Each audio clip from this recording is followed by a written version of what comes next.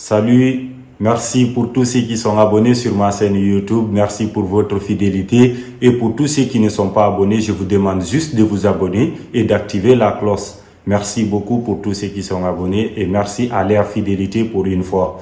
Aujourd'hui, on va parler de ce qu'on voit tous sur les médias, sur la scène politique française. On parle que de la religion musulmane.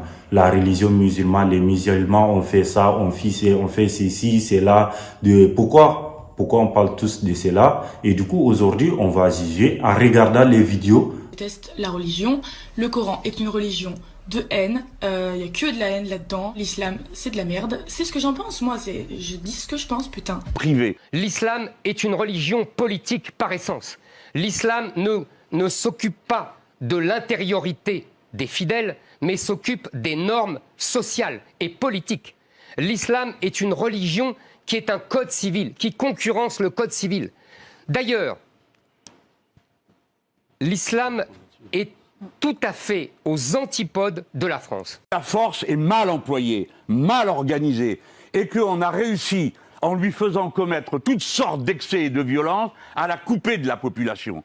Je suis donc pour la dissolution des BAC, qui regroupent 7000 policiers alors qu'il n'y en a que 5000 pour la police judiciaire. Je suis pour la dissolution des braves, qui sont des motos qui circulent avec quelqu'un qui tape sur les gens derrière. Pour moi, la délinquance que nous vivons n'est pas une délinquance. C'est un djihad. Voilà. C'est une guerre qui nous est menée, une guerre de civilisation, une guerre de pillage, une guerre de vol, une guerre de viol et une guerre de meurtre. Vous n'avez pas honte? Non, j'ai pas honte du tout.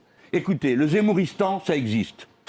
D'accord? C'est pas mal. Ça existe. Oui, ça existe. Un pays où les femmes sont rabaissées, un pays où il y a la peine de mort qui vous plaît, un pays où les homosexuels sont punis, et un pays où on n'adhère pas à la Convention internationale. Là, vous décrivez les banlieues islamisées, monsieur Mélenchon. L'Arabie Saoudite. Oui, ça s'appelle aussi les banlieues islamisées. Non, mais c'est leur programme, c'est ce que vous racontez. C'est très bien, monsieur Mélenchon. Ah ouais. Ah, ça, c'est très bien, parce que ce que vous serez heureux là-bas. Ce que vous venez de décrire, c'est exactement les banlieues islamisées, où les femmes se font insulter et cracher dessus quand elles sont habillées en... On ne peut pas entendre que porter une croix, donnez-moi la signification de porter une croix. Moi, ma mère est arrivée en France en 1900. Non, mais il faut connaître l'évolution de la société. Moi, ma mère est arrivée en France dans les années 60. Mon père lui disait, tu sais, ici on est en France, donc tu t'habilles à la française, d'accord? Je n'ai jamais vu ma mère voilée en France. Elle se voilait à la maison, éventuellement avec un petit foulard. Aujourd'hui, on a des branleuses à 12 ans qui vous donnent des leçons, qui vous disent, oh mais toi la mécréante, t'es athée, t'es machin. Mais depuis quand on serait moins bonne musulmane que si on portait le... Et c'est des gens comme ça qui banalisent et qui font la comparaison avec une nana qui est dans une église et qui donne sa vie au bon Dieu avec sa croix et son machin. Depuis quand les bonnes sœurs, elles se présentent aux élections, aux législatives avec des voiles jusqu'à... Arrêtez de banaliser et de dire c'est pas grave. Parce que dans ces pays, en Algérie, en Tunisie, au Maroc et dans les pays du Moyen-Orient, les femmes, elles souffrent. Et moi, ça me fait chier de voir que je suis née musulmane et qu'il y ait des gens qui n'ont rien à voir avec cette religion et qui me donnent des leçons à moi en me disant mais attention, mais tu sais quand tu mets une croix, vous savez pourquoi on met une kippa? C'est de l'humilité. Que l'islam reste un problème, que l'islam politique soit un danger immense, non seulement pour la France, mais pour les musulmans eux-mêmes, ça j'en suis complètement convaincu. Que l'islam doit faire son aggiornamento comme le catholicisme à travers Vatican II a fait son aggiornamento, je pense que c'est extrêmement important et je pense malgré tout que c'est extrêmement difficile. Donc, pardon, mais la nuance... Nous sommes obligés d'être nuancés. Et je ne supporte pas les discours à l'emporte-pièce. Sauf que Zemmour ne l'est pas. Mais il l'est pas, voilà. Mais en même temps... tu dis en même temps. Mais oui. Il faut que je proscrive ce terme maintenant dans mon vocabulaire. Mais par contre, je me réserve le droit d'être islamophobe au sens de pouvoir critiquer l'islam et a fortiori l'islam politique. Musulmane, vous avez l'impression d'être stigmatisé en France? Énormément, bien sûr. Énormément. Pourquoi? De toute façon, je pense que du moment qu'on touche à la religion de l'islam, on n'est pas accepté tout simplement en France. Tout simplement. Alors que pourtant, comment dire ça, on dérange personne, on n'agresse personne.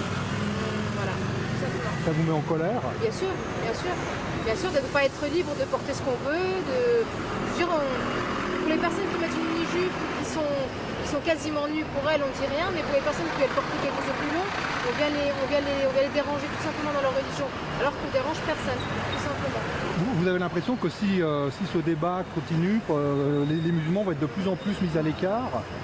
Non, je pense pas qu'ils vont être mis à l'écart, mais par contre ils vont être en colère, ça c'est sûr. Ça c'est sûr qu'ils vont être en colère parce que malheureusement, je pense que de plus en plus de personnes vont peut-être quitter la France justement à cause de ce débat de laïcité pour tout.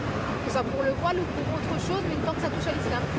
Vous par exemple moi je pense beaucoup à partir à Dubaï par exemple, comme d'autres personnes. Vous êtes française? Oui, je suis française. Je suis née en France, j'ai grandi en France et pourtant je pense quitter la France. Alors que je pensais pas du tout le faire auparavant. Parce qu'on est beaucoup plus libre ailleurs. Par exemple la Suède, tout simplement. Eux, ils ont beaucoup plus de droits que nous. Ils peuvent travailler avec leur voile, ils peuvent très bien sortir avec leur voile. On l'accepterait tout simplement. Parce que c'est quoi? C'est qu'un bout de tissu. Vous par exemple, à votre travail, on vous fait des réflexions? Bah oui, on n'a pas le droit de travailler avec. On n'a pas le droit de travailler avec son voile. Vous travaillez dans quel domaine? Je suis à l'hôpital. Moi, je suis fonctionnaire.